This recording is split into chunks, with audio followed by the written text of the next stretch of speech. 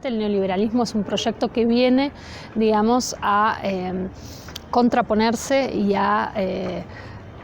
ser una especie de respuesta represiva a la insurgencia popular, social, callejera y obrera de los años 70. Yo creo que hay que hacer una genealogía del neoliberalismo en América Latina, que es distinto a otros lugares del mundo, y que entonces el neoliberalismo en América Latina, en su origen, tiene una violencia que está vinculada a las dictaduras en nuestra región, a los golpes de Estado y a los modos fascistas de ponerle fin a un ciclo de luchas populares, sociales, políticas, obreras de los años 60-70. Entonces ese me parece que es el primer punto. Después lo que tenemos es una forma en que el endeudamiento a los estados como parte de este proyecto neoliberal, hace que las transiciones democráticas en los años 80 en nuestros países estén totalmente, condicionadas por estas políticas económicas y por estas políticas que son de ajuste y de empobrecimiento. Entonces ahí vemos claramente un primer vínculo entre deuda de los estados, como una forma de disciplinar a esos estados, y como un condicionamiento a lo que fueron los procesos de transición democrática, de salidas de las dictaduras en los años 80. Todas nos acordamos de lo que fueron los años 90 también, las políticas regionales neoliberales, que fueron conocidas con el título de Consenso de Washington, que más o menos fueron recetas similares para todos los países de la región. Y desde fines de los 90 y principios del 2000 lo que vemos también a nivel regional son distintos levantamientos, distintas insurrecciones, distintas formas de protesta de movimientos populares, indígenas, campesinos, urbanos, que lo que hicieron fue ponerle un no a esa agenda neoliberal. A mí me gusta mucho la formulación de Raquel Gutiérrez Aguilar, que dice: los movimientos tuvieron capacidad de veto, ¿no? Capacidad de decir no, de poner un ya basta, contrapuntos muy precisos de esa agenda neoliberal. Entonces creo que esa impugnación popular, masiva, callejera al neoliberalismo es lo que abre, digamos, el periodo de los años 2000 para toda la región, en diversos países con la experiencia de los llamados gobiernos progresistas, que son también una experiencia muy compleja en el sentido que combinan, digamos, este mandato popular contra el neoliberalismo, contra la austeridad, contra el ajuste y a la vez nuevas formas de organizar la inserción de nuestros países en el mercado mundial, sobre todo a partir de la exportación de materias primas.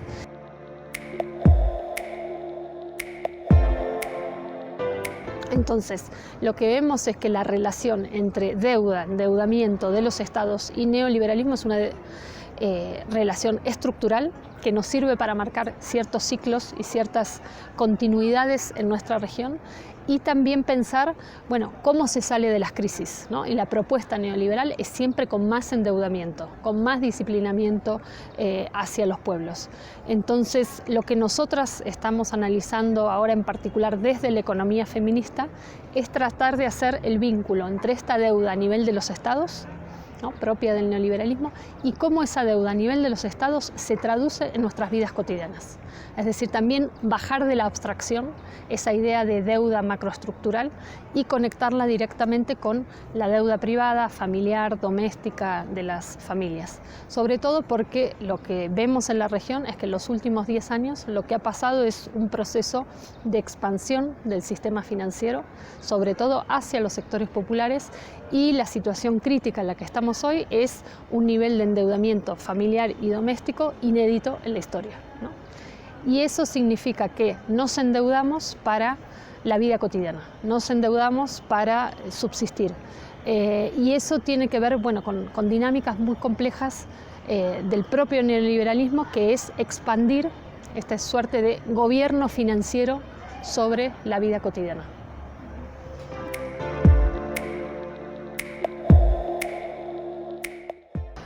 Bueno, para nosotras es muy importante, insisto, desde la economía feminista y desde particular, como hacemos nosotras una lectura feminista de la deuda, pensar cómo la deuda elige como blanco predilecto a las mujeres como sujeto de deuda. Y ahí construye además todo un discurso sobre por qué las mujeres son naturales emprendedoras, es decir, pone ahí toda una especie de ideología del emprendimiento, de la microempresaria, que responsabiliza en términos individuales por digamos, la capacidad que tenemos de resolver la vida cotidiana en un contexto totalmente neoliberal, precarizado para todas. La manera en que además se nos construye como pagadoras ejemplares, es decir, que tenemos una responsabilidad por las familias, por los territorios, por los barrios, entonces que no vamos a fugarnos y a dejar incumplidas las deudas, entonces hay una carga muy fuerte que asocia deuda y culpa, ¿no? Es decir, la idea esta de honrar las deudas tiene como una marca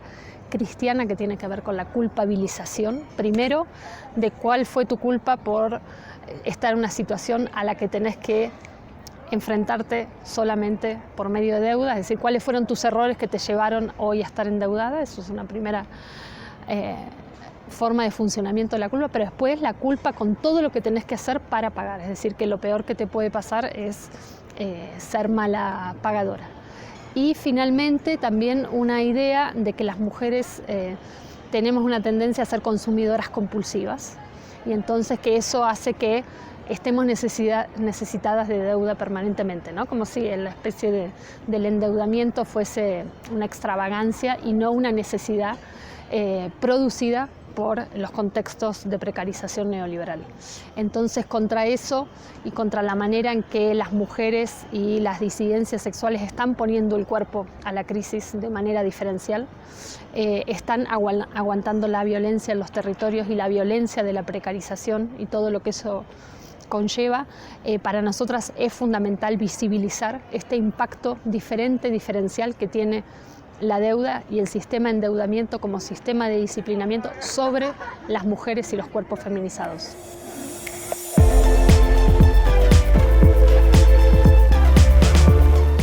Bueno, desde Argentina, nosotras como parte del movimiento feminista, lo que hicimos fue impulsar toda una discusión, un debate y un conjunto de prácticas y de investigaciones políticas sobre cómo efectivamente la deuda afecta a las mujeres y especialmente a las mujeres de las economías populares, de las economías informales, de las economías de autogestión. Y lo que hicimos es tratar de conectar este análisis con una dinámica de movimiento, es decir, de plantear en términos políticos el problema de la deuda y, como lo decimos nosotras en nuestro libro, de tratar de discutirlo en términos también de una imaginación hacia la desobediencia financiera. Es decir, qué prácticas, qué alianzas, qué dinámicas de movilización nos permiten deshacernos colectivamente, porque la deuda todo el tiempo nos intenta plantear que es un problema personal y privado, y nosotras decimos que uno de los gestos principales es hacer de esto un problema colectivo, ponerle voz, ponerle cuerpo. Y lo que me parece que es un poco novedoso es que el feminismo asuma la discusión del problema financiero como un problema del movimiento, y que eso implica darle un lenguaje, ¿no? Sacar, nosotras decimos, de la abstracción y del mundo de los expertos la cuestión de las finanzas y conectarlo con nuestras vidas cotidianas y, sobre todo esto, imaginar prácticas colectivas para otras economías, para desendeudarnos, para confrontar el ajuste. Digo, algo que a nosotras nos parece en estos días muy impresionante es las compañeras de Chile, cómo se están organizando con movimientos de evasión masiva, que todo tiene que ver con esta manera en que el neoliberalismo explota nuestras precariedades, nuestros tiempos, nuestros trabajos mal pagos. Entonces, todos los movimientos, digamos, que permiten recuperar el tiempo, nuestra riqueza social producida y discutir cuáles son las condiciones en las que nos reproducimos materialmente, nos parece que son ejercicios de desobediencia financiera.